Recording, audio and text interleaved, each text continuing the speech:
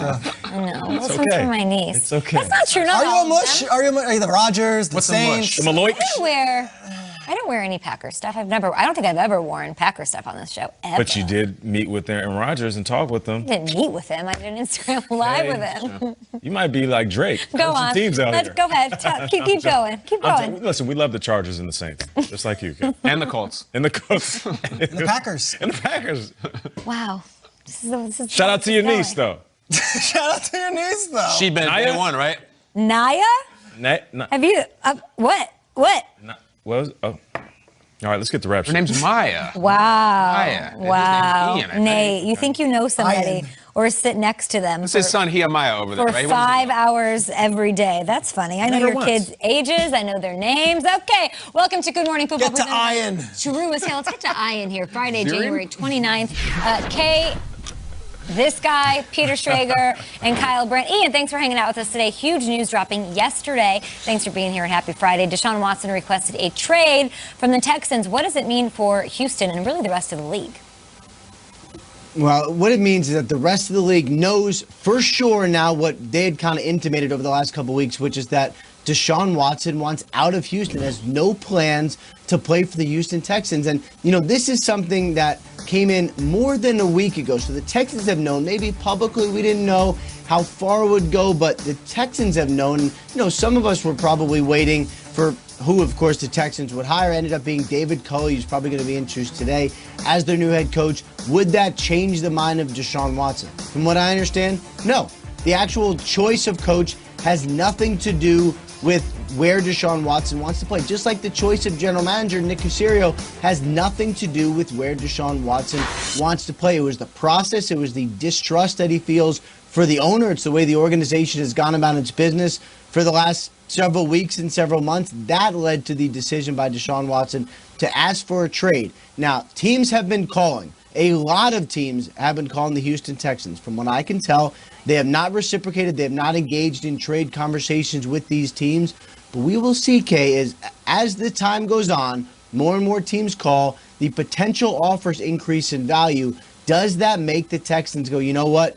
At some point, we have to consider this trade. That is probably what to watch going forward. Do the offers get so large where they have no choice? An unprecedented situation. We'll get your opinion on that and the rest of the headlines. Much love to you and Leah and Max and Jude, of course, the Rappaports up there in New York. Appreciate you, Ian. I'll get your take on that and the Watson news in a second. Big Butch Walker fan, this guy, too. I know all sorts of things about Ian. Let's hear what Derrick Henry, though, King Henry, has to say about everything that's going on. Take a look. Did you get the news that Deshaun Watson wants out of Houston? I have heard. What do you think? That's a good thing for us. It is. All right, King Henry seems pretty happy about the situation. Triggs, break this down. This is absolutely wild. What's happening? So the whole thing is because the terminology that Ian's using and that ESPN is using is that Deshaun Watson's requesting a trade. Okay. You don't. It's different when you demand a trade and when you request a trade. What do you mean? Wait. There's a difference? You think? I request a divorce. Like, what? That's a very different thing. I request a breakup. Like, that's not... Denied. So where are we at here, Deshaun? Because this is one of those deals where he signed a $100 million extension last year. We celebrated it in August. There's been a lot of turmoil. And I think right now everyone's like, he's in the right, he's in the driver's seat, and he can determine it because he's a star player. The Texans have to make this right. They have to find a way because Ian said at some point there's going to be just an offer that is too good for them to turn down. I disagree. I don't think there's an offer that's good enough for Deshaun Watson. Yeah. He is that talented. He is that good. And the fan base loves him that much. Dak Prescott went through this deal last year, and we were like, should he hold out? No, Dak Prescott just nodded his head and was like, I'll do the franchise tag. I'll be a good sport. I'll be a team player. Got hurt. And then now it's what's Dak's future? Don't know. Deshaun Watson has all the leverage right now. Now, he's under contract, and there is a franchise tag they can use 3 times after that contract's done. So essentially, he can never play football again, and they can fine him up the gizzards. And for 7 years, you might never see Deshaun Watson if he wants to stick to his guns. But you think he has the leverage? I don't think, but I think he has the leverage What? It's that big a deal. He's that good a player. He's that good. That they need to figure this out, and they don't want to get nothing for Deshaun Watson. Like, right. I'm fascinated how this plays out, but I think the only way that this ends up good for the Houston Texans is that they find a way to get in touch with Deshaun Watson and talk it out with him, because they hired a new coach. They're going to have a new offensive coordinator. No, they're not actually, Tim Kelly, but they're going to have a new quarterback coach. There's new blood there. And I don't know what Cal McNair did wrong here, the owner of the Texans, but he really, really upset Deshaun Watson. Okay. To the point that they hired a GM. He doesn't want to meet with him.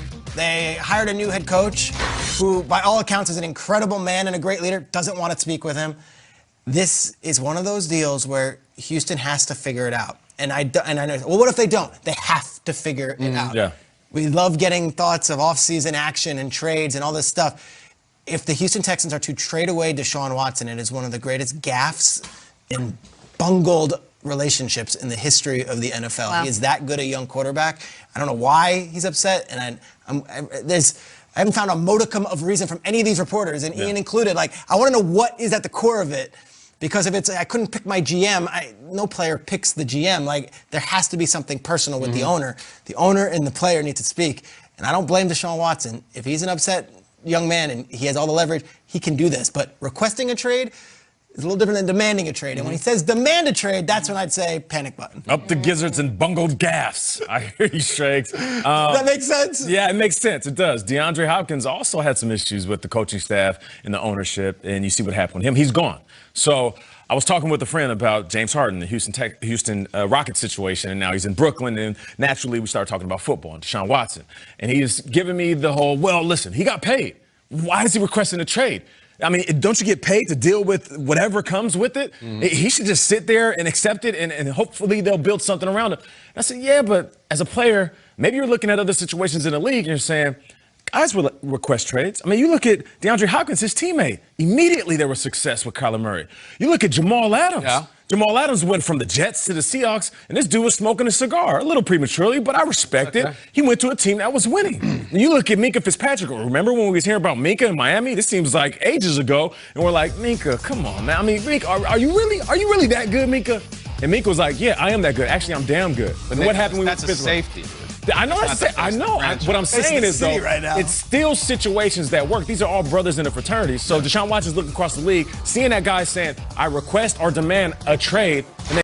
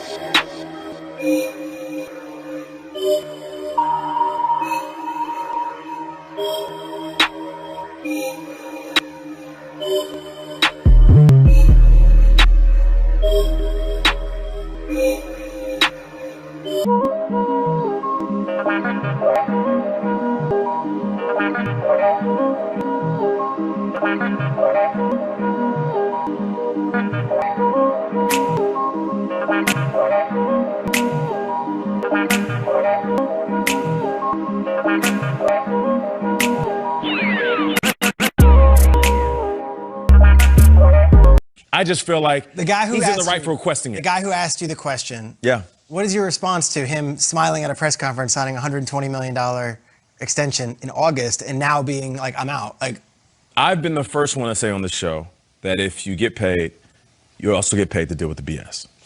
And whether you agree with what's going on with the organization or not, you got to be a leader and keep quiet and lead by example and not one out. I've said that on the show before, but I'm not going to lie to you. Seeing DeAndre Hopkins leave, seeing Jamal Adams leave, seeing Minkah leave, all to better situations, I'm kind of changing my tune a little bit.